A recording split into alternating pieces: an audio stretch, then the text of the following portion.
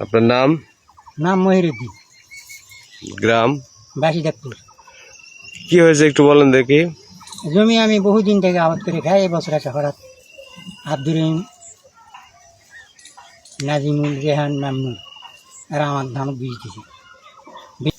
কেন বীজ দিল?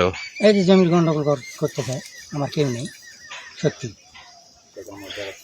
মামলা আছে, মামলা ওই করেছে আমার উপর, ডিগ্রির উপর। আপনি কি রায় পাইছেন? রায় পাইছি। আমি আবাদ করি ওই যে আমার দগ্ন করার জন্য, আমার কেউ নাই তো। এই ধানটা মেরে দিয়ে কোঁকড়া পড়ে যাবে। আমার বিঘা হয়তো আবাদ করি। এই যে 1 বিঘা 50 শতক, আপনার 50 শতক তো হবেই।